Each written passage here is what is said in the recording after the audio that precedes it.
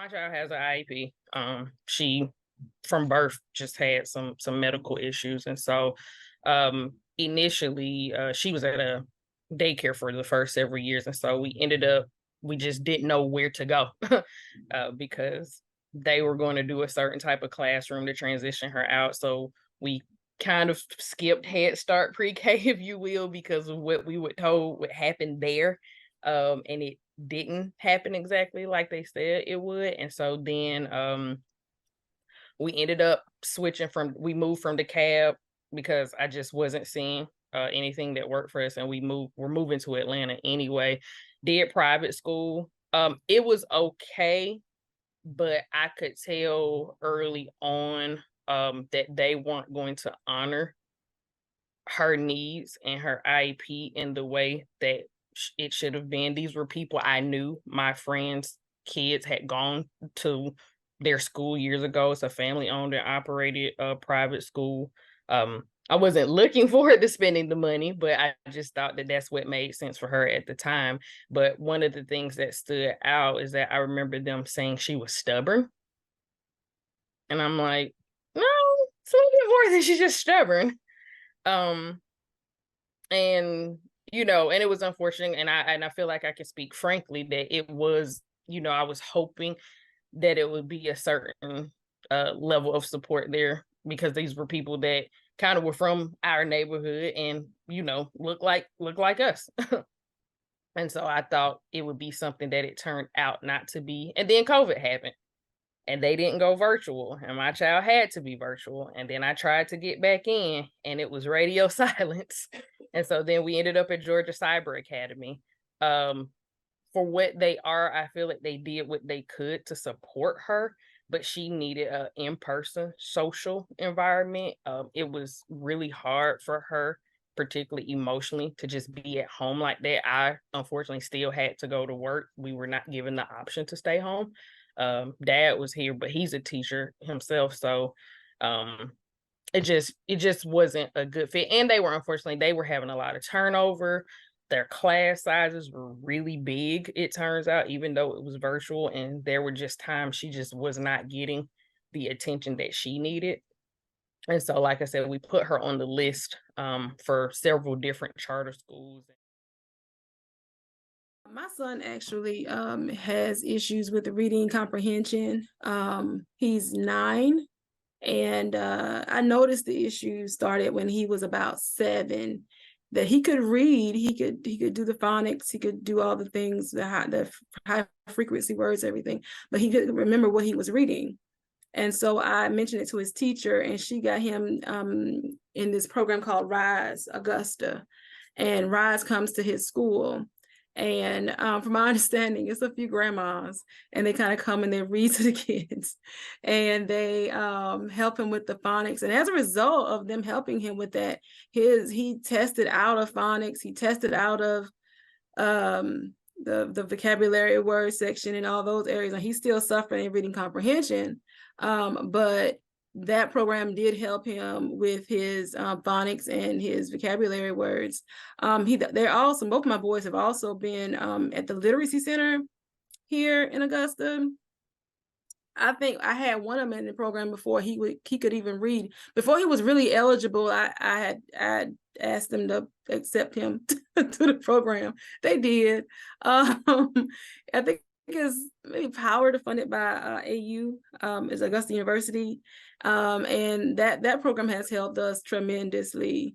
But outside of Rise and AU Literacy Center, we haven't had to really use many other tutors, but those two that we have used have been very effective for both the children. For me as an educator and as a parent of 4 boys who have all learned in different ways and excelled in different areas, I think it needs to be tailored at a much earlier age. There's so many things available to see what kids' interests are and their natural bents are, and we need to play to those strengths, right? Because that's going to keep them engaged longer, and it may be the thing that keeps them engaged through the parts that maybe they don't like and maybe that are harder for them.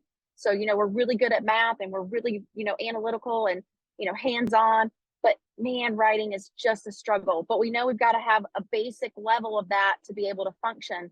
And so, if we can identify these strengths, kind of playing to that as sort of the carrot that keeps them engaged. And then as they get older, bringing in the community, if I'm interested in, human services and caring for people, then I need to be partnered with the local hospital or local doctor's offices. And I need to be job shadowing, and I need to be, learning from the people that are in the career that I want to do right now. Or if that's, cybersecurity or programming or whatever, those are the things that my day should, really be through the lens, that my day should be through the lens of that versus the lens of, well, the core academics of math and ELA. Yes, but to the extent that those are, what I need to be able to be successful in the chosen field that I have. With that, when we were having the QBE discussion and the state senate, Georgia State Senate was having a tour last summer or last fall, I asked the state senator, who is the chair of the Appropriations Committee, I said, if you continue to invest or make a personal investment in a bank and you were not seeing a return on that investment, would you continue to make that investment at that bank, or would you withdraw your own money? That's the question that I left him with. I don't understand how it can be so wildly and vastly different. Granted, I am in a private school, but I've had 4 boys, 2 go through public school. And I think that's the concern for me. The document, Jaquetta, is it okay if I share? So the document that was given as progress monitoring data collection was a movie guide on the Lion King, but it was used as reading comprehension data. It was a front and back worksheet, and it was used to justify in an eligibility that this child was making grade level progress in reading comprehension simultaneously with his milestone scores being at the developing learner level, and then also his iReady score on September 13th being does not meet 4th grade. And then it was approaching 4th grade overall, but then in the literature piece and then in the informative texts, he needs improvement.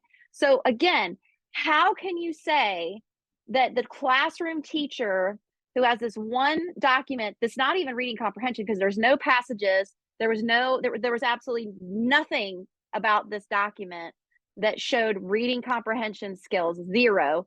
And then it's the juxtaposition of that versus these 2 standardized, assessments that you use, but you're saying that he's okay? What? And I can tell you story after story after story of seeing that. When I was in a charter school, I was with GeorgiaCAN's Academy for 5 years. And the documents that I would get from various districts statewide, because I saw documents from every district in the state, it just blew my mind. And people were getting away with this because parents don't know. But as educators, where does that fall to us ethically to say to parents, hey, this isn't right? Because somebody put their eyes on that paper that Jaquetta has and said, this will pass off because mom doesn't know. Yes, I've been a teacher and I've even been a principal, worked at State Department and district level. So I know I don't think like most people would probably expect me to think, being in those systems. So for me, I think that, when the first day that a child enters school, we should be talking about all these different careers and having children be able to explore those types of careers so that our kids have a keen understanding of everything that's out there.